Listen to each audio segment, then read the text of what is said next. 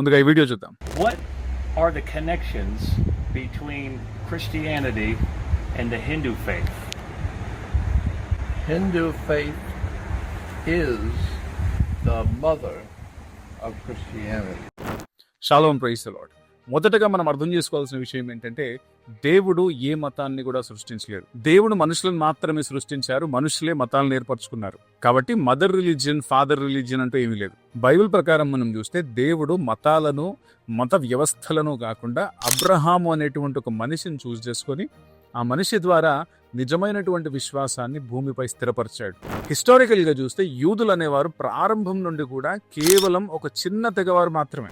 మామూలుగా ఒక నాగరికత, ఒక సంస్కృతి పుట్టడము, ఎదగడము, చివరికి అంతరించిపోవడం అనేటువంటిది హిస్టారికల్ గా జరుగుతూ వస్తున్నటువంటి ఒక cycle.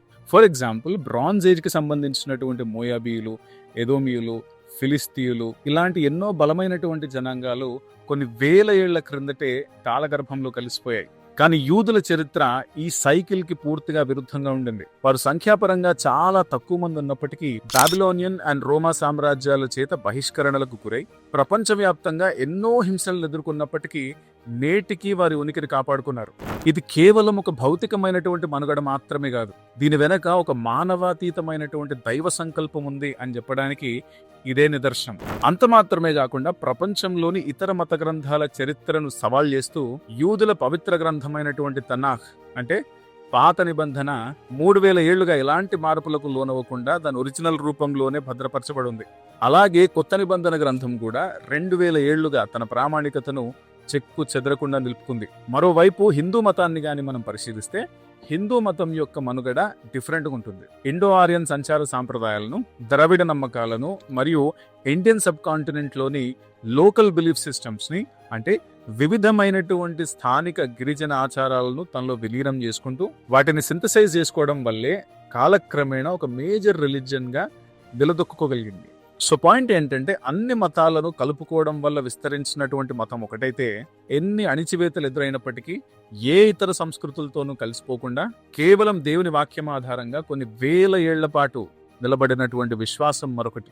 Mother religion, father religion అనేటువంటి కొన్ని నాన్ సెన్సికల్ ఐడియాస్ ని ఎలిమినేట్ చేయడానికి ఇది ఒక చిన్న background. What about Abraham and Sarah? What about him? Isn't there a connection to the Indian Brahman or Brahma? There was a religious belief system in India called Brahman. And you put an A in front of Brahmins, it becomes Abram. And that was the name of Abraham before he changed his name to Abraham. It was Abram. And Abram comes from the Brahmin religion of India. ఇకపోతే అబ్రహాము, బ్రాహ్మణ్ ఈ రెండు పేర్లు వినగానే చాలా మందికి ఈ రెండు పేర్ల మధ్య ఏదో ఒక కనెక్షన్ ఉంది అనేటువంటి ఫీలింగ్ వస్తుంది. వినడానికి ఇది చాలా ఇంట్రెస్టింగ్ ఉంటుంది, కానీ ఇలాంటి వాదనలు నిజంగా వాస్తవాల మీద ఆధారపడి ఉన్నాయా లేదా వినడానికి బాగుంటున్నాయి అనేటువంటి ఒకే ఒక్క కారణంతో పుట్టినటువంటి ఊహలేనా అనేటువంటి విషయాన్ని చాలా సీరియస్ గా మనం అనలైజ్ చేయాలి. మనకు చాలా సార్లు ఒకేలా వినిపించే పేర్లు కనిపిస్తాయి, ఒకేలా అనిపించే కథలు కూడా కనిపిస్తాయి. కానీ అలా వినిపిస్తున్నాయి అనేటువంటి ఒకే ఒక్క కారణంతో వాటి మధ్య సంబంధం ఉంది అనుకోవడము కరెక్ట్ పద్ధతి కాదు. అది కేవలం ఒక కోఇన్సిడెన్స్ కూడా కావచ్చు.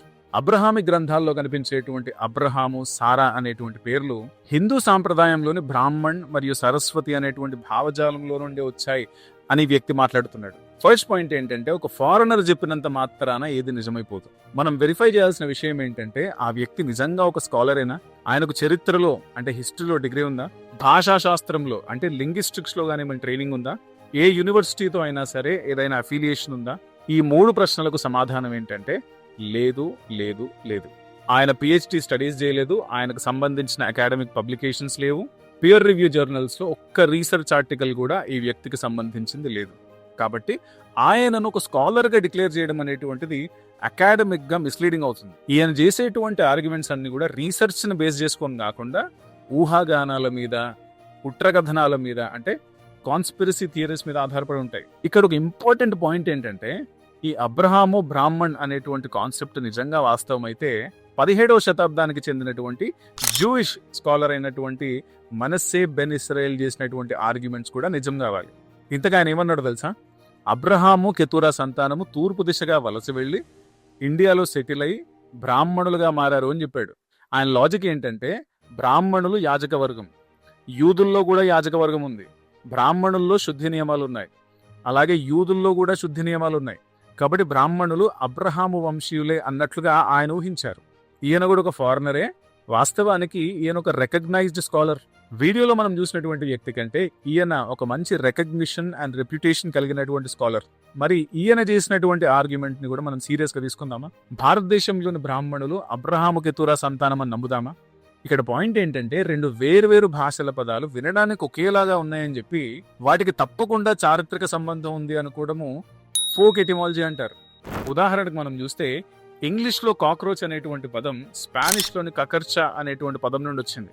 కానీ చాలా మంది కాక్ ప్లస్ రోచ్ అనే 2 ఇంగ్లీష్ వర్డ్స్ కన్కాటినేట్ అయ్యి మనకు ఈ పదం వచ్చింది అని పొరబడతారు. సంబంధమే లేని రెండు వేరే భాషల్లోని పదాలని పోల్చడం అనేది ఫ్రెంచ్ భాషలోని పదాలని జాపనీస్ డిక్షనరీని యూజ్ చేసి ట్రాన్స్లేట్ చేయడానికి ట్రై చేసినట్లు ఉంటుంది, which is practically impossible. Hebrew మరియు సంస్కృత భాషలు రెండు వేరే భాషా కుటుంబాలకు చెందినవి. హెబ్రూ అనేది మధ్యప్రాచ్యంలో ఆఫ్రో ఏషియాటిక్ కుటుంబానికి చెందినటువంటి భాష. ఇటు సంస్కృత భాష వచ్చేసి ఇండో యూరోపియన్ లాంగ్వేజ్ ఫ్యామిలీకి చెందినటువంటిది. ఈ రెండు భాషలు వేల ఏళ్లుగా ఒకదాంతో ఒకటి ఎలాంటి కనెక్షన్ లేకుండా డెవలప్ అయినటువంటి లాంగ్వేజెస్. కాబట్టి ఈ రెండు భాషల మధ్య ఎలాంటి డైరెక్ట్ కనెక్షన్ ఉండేటువంటి ఆస్కారమే లేదు. అబ్రామ్ అనేటువంటి హిబ్రూ పదం యొక్క అర్థం గొప్ప తండ్రి అని. తర్వాత అతనికి దేవుడు అబ్రహాము అనే పేరిచ్చాడు. అబ్రహాము అంటే అనేక జనములకు తండ్రి అని అర్థం. మరోవైపు బ్రాహ్మణ్ అనే సంస్కృత పదం వచ్చేసి బ్రూహ్ అనే మూల పదం నుండి వచ్చింది. దీని అర్థము పెరగడము లేదా విస్తరించడం. ఇక్కడ చాలా క్లియర్ గా ఈ రెండింటి మూలాలు వేరు, అర్థాలు వేరు. పోలిక కేవలం సౌండ్ లో మాత్రమే ఉంది. And in the Brahmin religion, you have a goddess. The goddess name in India was called Saraswati. Saraswati. So you have a Brahmin and Sarah, or Abraham and Sarah. ఇటు సారా అనే పదాన్ని మనం చూసినా, సారా అంటే ఉన్నత స్త్రీ లేదా రాణి అని అర్థం. సరస్వతి అనే సంస్కృత పదానికి అర్థం వచ్చేసి సరస్ అంటే ప్రవహించే నీరు, వతి అంటే కలిగి ఉన్నది. ఇక్కడ మనం చూసినా సరే మూలాలు మరియు అర్థాలు పూర్తిగా వేరు. అబ్రహాము కథ వచ్చేసి క్రీస్తు పూర్వం 2000 సంవత్సరాల నాటి మెసొపొటేమియన్ అండ్ కేనన్ వరల్డ్స్ కి సంబంధించినటువంటిది. వేదాల ప్రపంచం వచ్చేసి ఇండియన్ సబ్ కాంటినెంట్ లో వేరే కాలంలో వేరే సంస్కృతితో డెవలప్ అయినటువంటిది. ఈ రెండు ప్రపంచాల మధ్య ఆ రోజుల్లో డైరెక్ట్ కల్చరల్ ఎక్స్చేంజ్ జరిగినట్లుగా ఎలాంటి చారిత్రక ఆధారాలు లేవు. ఇంకో ముఖ్యమైనటువంటి విషయం ఏంటంటే, అబ్రహాము ఒక మనిషి, కానీ బ్రాహ్మణ్ అనేటువంటిది ఒక ఫిలసాఫికల్ కాన్సెప్ట్ లేదా హిందువులు భావించే దేవుడి పేరు. ఫైనలీ బాటమ్ లైన్ ఏంటంటే, భాష, చరిత్ర, తత్వశాస్త్రము ఈ 3 కోణాల నుండి మనం చూసినప్పుడు ఇది కేవలం ఒక కోయిన్సిడెన్స్ మాత్రమే అనే విషయం మనకు అర్థమవుతుంది. వినడానికి ఒకేలా ఉన్నాయి కాబట్టి వాటి మధ్య ఏదో చారిత్రక సంబంధం ఉంది అనుకోవడము ఒక లాజికల్ మిస్టేక్ అవుతుంది. ఏదైనా ఆసక్తికరమైనటువంటి వాదనలను మనం విన్నప్పుడు అందంగా ఉంది కదా అని చెప్పి ఇమ్మీడియట్ గా నమ్మేయకుండా ఫ్యాక్ట్స్ ని పరిశీలించాలి. అప్పుడే నిజమేంటనేది తెలుస్తుంది. Thank you. మరో వీడియోతో మళ్ళీ కలుసుకుందాం. Praise the lord.